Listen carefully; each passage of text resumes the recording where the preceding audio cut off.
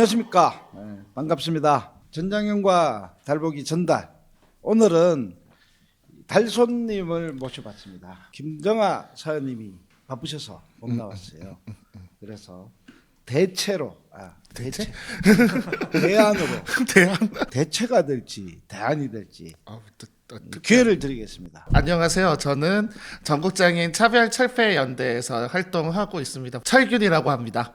와라. 네, 반갑습니다. 오늘은 어떤 분을 모셨나요? 정말 저는 개인적으로 정말 만나고 싶었던 분. 만나고 싶었어요. 정말 되게 감사함도 표현하고 싶었고. 감사함도요. 근데 저는 못 만날 거라 생각을 했는데 이렇게 또 만나게 되더라고요. 때는 바야흐로 2022년 지하철 타기 이제 한창 이렇게 진행되고 그러면서 이제 이준석 당시 이제 국민의힘 대표가 이제 페이스북에다가 막 전장현을 막 갈라치기 하고 공격을 했지 않습니까? 그래요? 네. 그러면서 이제 그 박경석 대표님과 이준석 대표가 이제 그 토론회도 했잖아요. JTBC에서. 네네네.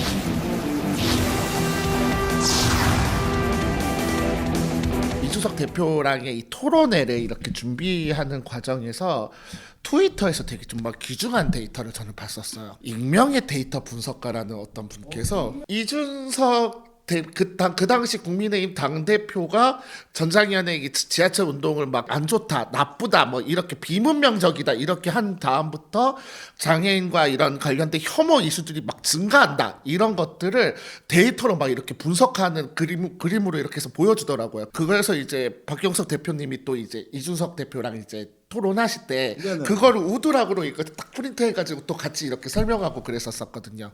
그렇게 잊혀졌나 싶더니만 2년 후에 세상에 그 카이스트에서 졸업식 때 졸업식 때. 뭐 소위 말하는 입틀막 사건이 터진 거죠. 입틀막. 그 입틀막 그때 그 당하셨던 분께서 트위터에 올렸어요. 그래요? 근데 왠지 이름이 나뉜 거예요. 이게 익명의 데이터 분석가 이렇게 해가지고 그 익명의 네. 데이터 분석가와 입틀막과 동일 인물이었다. 동일 인물. 동일 인물이구나 이렇게 해가지고 그래, 그까지는 됐어. 그런데 언제 만나요? 지금 빨리 좀 만나봅시다. 이제 만나게 된 거예요. 네, 언제? 오늘 지금 만난 오늘. 거죠. 그런 거죠. 나오셨죠, 그죠? 나오셨죠. 예, 옆에 나오셨네요. 본인한테 직접 들어야 되겠다.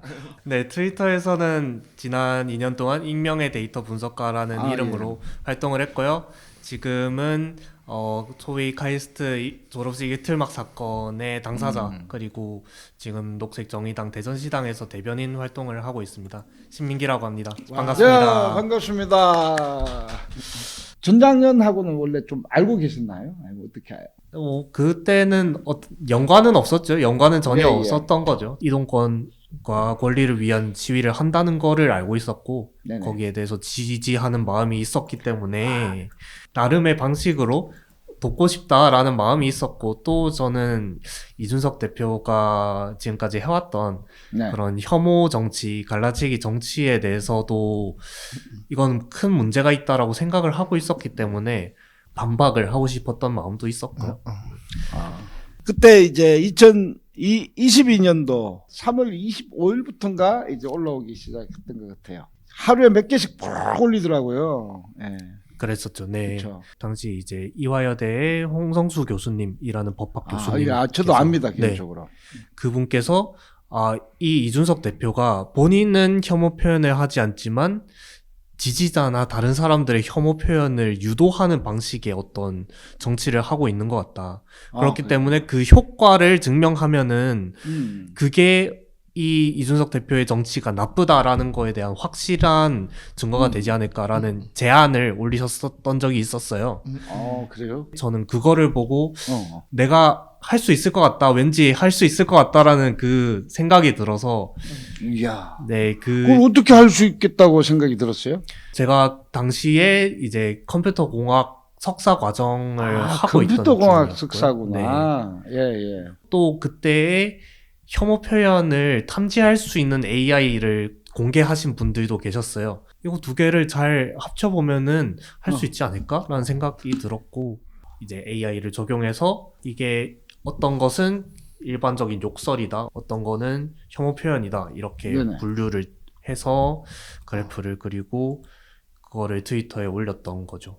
그렇게 해서 한 5개 정도 그래프가 나왔던 네. 거거든요. 그래프가 5개. 네, 이렇게 보시면 여기 이준석 대표가 언급하기 전, 언급하기 후 이게 숫자로 봤을 때는 네네. 장애 전자년 휠체어 관련됐을 때는 4,988건이었는데 그 후에는 11,000건으로 막 늘어나고 그러면 2배 이상 뛰었는데 사실은 어려운 부분은 사실 이게 이준석 대표가 언급했기 때문인가? 아니면은 이게 어떤 자연스러운 추세라서 아니면은 지하철 시위 때문에 이슈가 되어가지고 그랬던 건가? 그거를 판별하기가 사실은 굉장히 네, 어려운 맞아요. 문제긴 해요. 네, 그리고 어떻게 어려운 문제를 풀었어요?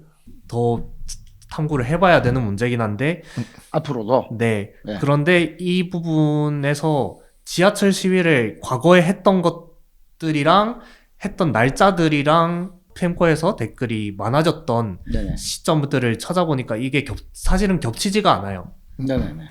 그래서 말하자면은 지하철 시위 때문에 불편해서 댓글을 달러 간 거다라는 말은 맞지 않는 거죠. 왜냐면은 그 날짜들이 불일치하고 네. 그거랑 상관없이 이렇게 언급량이 확 뛰는 날짜들이 있었기 때문에 맞아요. 이거는 혐오 표현 악플들이 자체적인 패턴을 갖고 있다.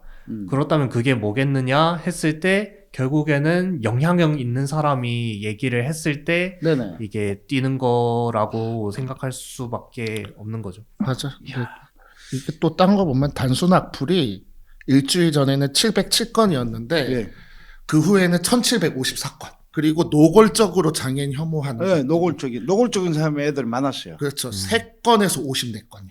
그쵸. 아. 이게 굉장히 많이 뛰었죠. 전체 댓글은 2배 정도 뛰었는데 네네. 장애인 혐오 표현은 노골적인 장애인 혐오 표현은 3건에서 54건이 된 그러니까 거의 거니까. 20배 와, 가까이 된 그렇구나. 거죠. 네. 제가 분석 대상으로 했던 게 이제 FM 코리아라는 사이트인데 당시에 이준석 대표의 지지자층이 꽤나 있었고 이준석 대표의 지지자들이 특히 어떻게 생각하는지가 궁금했고 또 여기는 정치적 의도를 갖고 있지 않은 사용자들도 왔다 갔다 해요.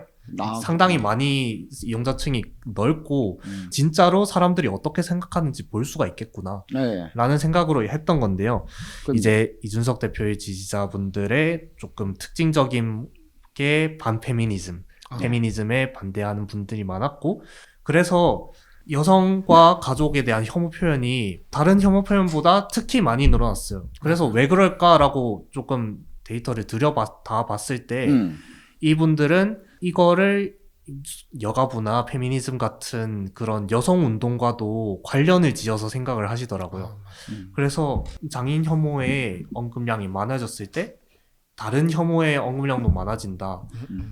예전에 1배를 분석하셨던 김학준이라는 연구자분이 계신데 그분이 이제 연구했을 때 1배의 특징적인 감성이라는 게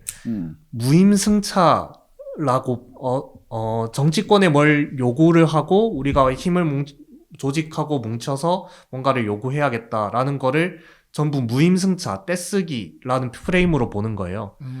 근데 이 감성이 지금은 1배에만 있는 게 아니죠. 사회 보편적으로 사실은 많은 분들이 이런 감성을 가지게 됐고 펜코에도 마찬가지로 그런 사람들이 있었던 거고 전장현도 결국 떼쓰는 거 아니야? 우리가 그걸 왜 해줘야 돼? 하면서 이 사람들 페미니스트랑 똑같은 사람들이야 같은 식으로 그분들은 이해를 하는 거죠. 그럼 이제 여기는 데이터 숫자로 이제 빈도 네. 숫자로 이렇게 영향력을 분석했잖아요. 네. 저는 말하는 게 이준석하고 다 똑같아지더라고요. 음. 현장에서 이제 이 사람들이 논리를 갖게 되더라고요. 맞아요. 네. 시민을 처음에는 그냥 막무가내 치는 거야. 욕만 있지. 이제 시민을 볼모로 한다. 또 중요한 거 있어요. 왜 오전 시장 때만 그러냐. 아, 이준석이가 그 쓴 글이거든요. 다 똑같아. 일단 욕에다가 그것. 그러니까 욕 플러스 그것을 넣으니까 마치 논리적인 것처럼 이게 자기들이 정당성을 더 가지는 이런 욕설이 똑같이 패턴 딱 그거예요. 그래서 요거는 명확하게 이준석이가 준 논리예요. 그런 방식으로. 느끼셨군요. 네. 예. 그렇게 트위터 올렸는데 저희가 이렇게 딱 올릴 때 기분이 어떠셨어요? 아, 그래? 저는 이제 유튜브로 라이브로 생방으로 보고 있었어요. 아, 보고 있었구나. 처음에는 이게 진짠가 현실인가 싶더라고요. 저게 나온다고 하고 이제 심호흡 몇 번 하고 이준석 대표의 반응들이 있었잖아요. 네, 네. 맞아요. 그렇게 하고 욕 안 드시길 바라셨어요? 저도 악플 많이 받아요 했잖아요. 그 말했죠. 나도 그 말 딱 기억나더라고. 단순히 악플이 증가한 것뿐만 아니라 혐오 표현이 증가한 거는 사실 악플이랑 개념도 다르고 혐오 표현은 약자에 대해서 배제하고 갈라치고 이분들을 멸시하는 발언이기 때문에 결국에 이게 발전이 되면 폭력으로 발전을 해요. 맞아요. 언어 폭력으로 발전을 하고 신체적 폭력으로 발전을 하고 구조적 폭력으로 될 수도 있고요. 그리고 이준석 대표가 제 생각에는 사실 악플의 증가를 혐오 표현의 증가를 봤던 것 같아요. 아, 그래요? 증가하는 추세를 보고 이건 내가 이 사람들의 지지를 끌어올리기 위해서 쓸 수 있을 것 같다 해서 거기에 약간 기름을 부은 것 같다라는 생각을 하고요. 네, 맞아요. 끝까지 좀 추적해가지고 네네. 이준석의 이 문제들에 대해서 같이 좀 음, 연대해서 싸워 보시죠. 네. 사실은 FM 코리아 제가 분석했던 사이트에서도 초반에는 아무리 그래도 장애인들을 우리가 어떻게 욕할 수 있냐라는 반응들이 사실은 있었어요? 있어요. 있었어. 상당히 사실은 많아요. 그래서 이분들을 본인들을 합리화를 하는 방식이 장애인은 우리가 혐오해서는 안 되지만은 전장현은 혐오해도 돼 같은 되게 그게 운동권 이제- 혐오인 거죠. 그게 또 오세훈한테 또 던파된 거예요. 네. 네. 그래서 또 갈라치기 하고 이준석 대표가 그런 얘기를 함으로써 그렇게 혐오를 조장함으로써 전장현 분들뿐만 아니라 전반적인 사람들의 요구를 하고 우리는 이런 게 불합리하기 때문에 싸우겠다라고 하는 모든 분들을 어떻게 보면 폄하를 시켜놨다. 네. 그런 생각이 들더라고요.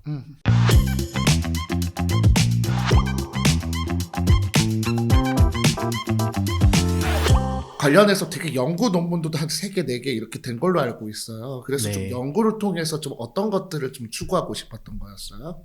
이제 저는 전공을 하면서는 사실은 혐오 표현에 대해서 관심을 가지면서 또 최근까지는 AI를 통해서 혐오 표현을 탐지하는 것도 필요하지만 또 AI가 혐오 표현을 학습할 수 없도록 아니면은 생성할 수 없도록 하는 기술들도 필요하다. 그리고 또 더 나아가서 혐오 표현의 대상이 될 수도 있는 약자, 사회적 소수자들의 목소리가 AI를 개발하는 과정에 들어가야 한다라는 생각을 가지고 그런 것들을 연구에서 아니면은 또 AI가 쓰이는 개발이 되는 현장에서 어떻게 하면 적용을 할 수 있을까 그런 것들을 졸업을 하고 고민을 하고 있던 중이었습니다. 그렇구나.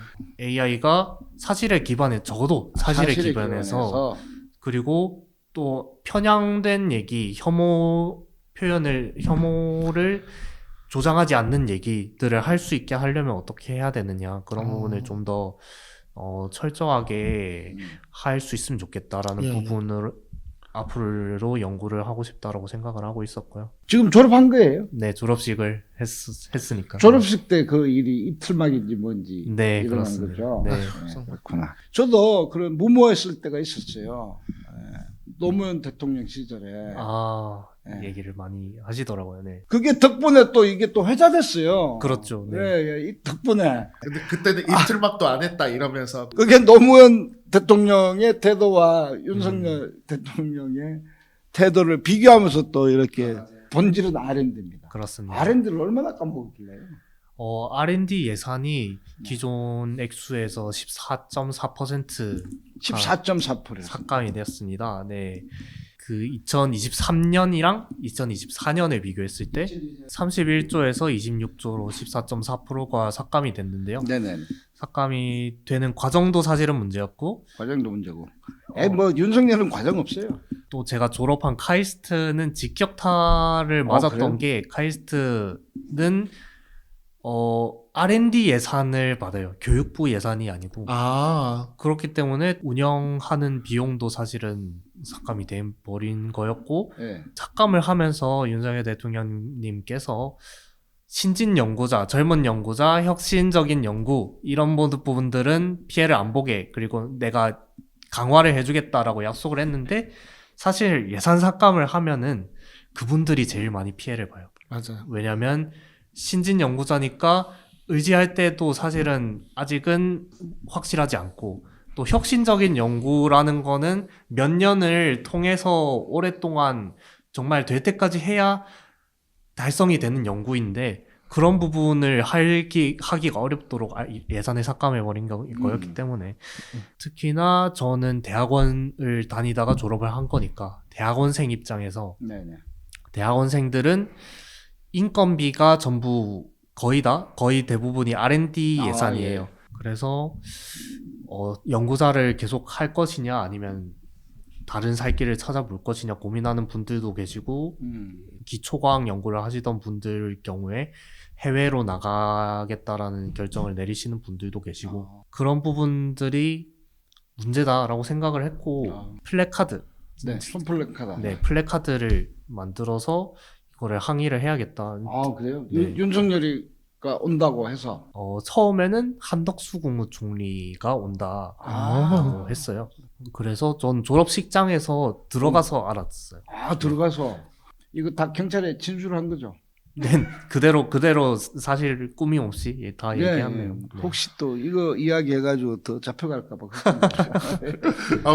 그래서 그래서 이제 플래카드를 펼치고 얘기를 하게 되었던 거고 플래카드에는 사실 부자 감세 중단하고 R&D 예산 복원하라라고 썼었어요. 부자 감세 중단하고 부자 감세를 철회를 해서 지금 우리 말고도 예산 삭감으로 힘들어 하시는 분들을 위해서 사용을 하자 민생을 위해서 써야 된다라는 얘기를 그 자리에서 하고 싶었고요. 거기에서 이제 경호원 분들이 이제 저를 입을 틀어막고 끌어냈던 거고 거기 경호원들 만만치 않은 애들인데 저는 뭐 저항도 안 했고요, 못 했고요. 번쩍 들려서 그냥 번쩍 들어요? 슉슉슉 네. 무서워. 진짜. 딱 맞고 번쩍 그랬죠. 들고. 네. 그래서 어디로 갔어요? 그 행사장 근처에 있는 별실로 이동을 했고요. 아, 그 학교의 별실. 네. 네. 그래서 거기에서 대기를 하셔라라는 얘기를 경찰로 들었는데 바로 안 갔어요? 바로 안 갔죠. 바로 안 가고 앞에서 경호원분이 지키고 계시고 법을 위반하셨으니까 경찰에 가서 위반. 진술을 하셔야 됩니다. 경찰로 인계를 하겠다. 위반하는 게 뭐예요? 저는 업무방해. 업무다 카이스트에 대통령 업무가 아니라 카이스트 업무. 네. 카이스트 업무 방해하는데 뭘 그렇게 자기들이 와가지고 난리쳐. 카이스트 경비원에 오면 되지. 그 말씀을 정말 드리고 싶었는데 네. 아, 그래요? 듣지 않으시는 것 같더라고요. 네. 사실은 며칠 전에 조사를 받고 며칠 전에. 왔고요. 네. 처음 경험이 있어. 그렇게 연행이 되고 막 이렇게 조사받는 게. 그랬죠. 무서웠어요? 끌려가는 게 처음 경험이었는데요. 저는 저한테 일어날 수 있는 최대의 일이 사실은 피켓 뺏기고 그만하세요. 앉으세요. 그럴 줄 알았어요. 근데 얘기도 없었고요.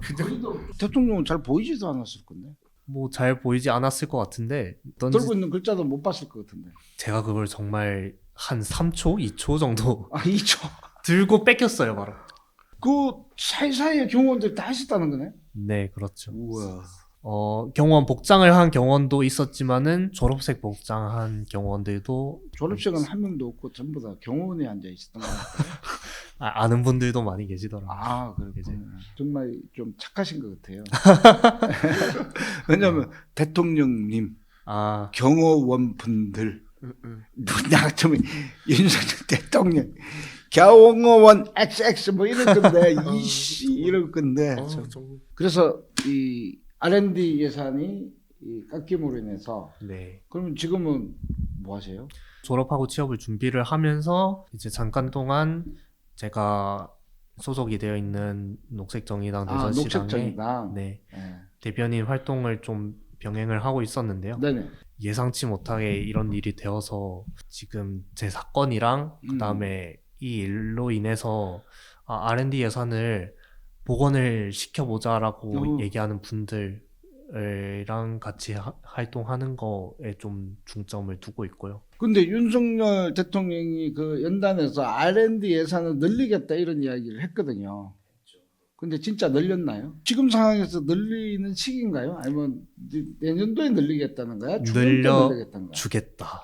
늘려주겠다. 예. 그러니까 올해는 약간 참아라 같은 느낌이었던 것 같고 내년도는 늘려줄 테니까 올해는 참아라 이런. 그날 이공계 대학원생의 생활 장학금을 늘려주겠다 같은 얘기를 하셨는데 저는 상당히 의심할 수밖에 없는 게 감세를 계속 하시고 돈이 없는데 어디서 나와서 하시겠다라는 건지 의문이고 R&D 예산을 안 늘리면은 1년 동안 연구를 제대로 못 해요. 그러면 생각을 해보시면은 이 학생들 그다음에 연구자들이 1년 동안 할 게 없는 거예요. 남은 해 동안이라도 올해 남은 부분이라도 했으면 좋겠다. 저는 뭐 장애인 예산도 맨날 이야기하면 정치들 늘린다고 해요. 그런데 어떻게 늘리느냐라는 것이 매우 중요한데 이번에 잘 늘리셔야 돼요. 기대하는 것이 아니라 잘 싸워서 늘리면 됩니다. 네, 그것을 배우시려면 전장현으로 오시면 됩니다. 저희가 잘 배워야겠네. 예. 과학계가 정말 싸워본 경험이 진짜 거의 없어요. 우와, 그럼 우리 같이 연대할까요? 맞아요. 그래. 왜냐면 연대할 이유가 있어요. 부자 감세. 우리도 부자 감세 때문에 쫄딱 망했거든요. 맞아요. 여기는 지금 아까 계산하니까 31조에서 26조 떨어지니까 5조 떨어져 날아간 거예요. 저희가 국가 예산 1조 3천억 늘려달라 그랬거든요. 5조하고는 차이가 많이 나잖아요. 그죠? 네. 1조 3천억 딱 늘렸는데 뼈 빠지게 싸우니까 늘긴 늘었어요. 0.8%. 아유, 예. 0.8%면 사실상 삭감이죠. 그 거의 맞아요. 물가 상승률 생각하면. R&D 예산 복원시킬 수 있어요. 같이 싸울게요. 예. 감사합니다. 왜냐하면 우리도 싸워야 되거든요. 여기 R&D 예산에 교통약자 예산이 들어있어요. 아, 네, 네네. 그게 뭔지 아세요? 잘 모르시죠? 맞춰보세요. 맞춰볼까요? 기초 시간이다. 버스 예산이었. 맞아요. 그쵸. 버스 예산이 뭘까요? 안전띠 이거. 아, 정말요? 그래서 우리 요구 중에 이 이동권 모든 교통수단을 장애인이 접근 가능해야 된다라고 해서 막 해가지고 이제 고속버스 개발해가지고 리프트를 장착을 해놨어. 저상버스는 아예 계단이 없는 버스니까 그렇죠. 이제 고속으로 달릴 때는 문제가 된다 그래가지고 이렇게 해놨어요. 그렇게 갑자기 하다가 차량에 리프트가 KS마크에 맞지 않는다. 이거 다시 연구하겠다. No. 이걸 연구해서 하는데 5억 든다. 25억 든다. 이렇게 네. 됐어요. 그래가지고 그 개발해가지고 그 버스를 도입한다는 시기가 27년도예요. 여기서 연구 줬으면 금방 했을 것 같은데 어디다 연구 줬는지 모르겠지만 이야 진짜 그렇게 오래 연구를 해서 27년도나 돼서야 그런 버스를 탈 수 있다는 그러니까. 것도 너무나 기가 찼지만은 나중에 이제 R&D 예산 떨어진다 그러길래 또 설마 요거 25억 가지고 장난칠까라고 했는데 그것도 떨어뜨려 버렸더라고요. 아, 이번에 일괄 삭감이기 때문에. 일괄 삭감이기 때문에 아마 그렇게 된 것 같아요. 네. 어디가 안 떨어지고 이게 거의 찾아보기가 힘들죠. 그렇죠. 네. 그래서 우리는 연대해야 돼요. 맞아요. R&D 정역 예산에 전장현이 앞장서겠습니다. 아유, 감사합니다. 주제. 네. 주제. 이제 우리는 한 길로 갈 수밖에 없어요. 네, 그렇게 돼버렸네요. 네. 운명적인 만남이. 운명적이네요, 정말. 예. 우리의 목소리들은 그냥 따로따로 떨어진 것들이 아니라 다 연결돼 있고 앞으로도 함께하면 좋겠습니다. 이렇게 오늘 전달에 불러주셔서 저는 너무 감사했고, 저는 앞으로도 R&D 예산의 문제도 포함해서 같이 이런 예산의 문제들도 함께 들여다보면서 직업인으로서도 일을 할 테지만 이 부분도 고민하는 한 사람의 시민으로서 사회가 혐오가 없는 사회가 됐으면 좋겠다. 그것들을 진심으로 바라고 있습니다. 감사합니다. 아유, 고맙습니다. 전장현 TV 그러면 구독, 좋아요, 알림 설정 눌러주세요. 네, 고맙습니다. 감사합니다. 감사합니다. 꾹꾹꾹.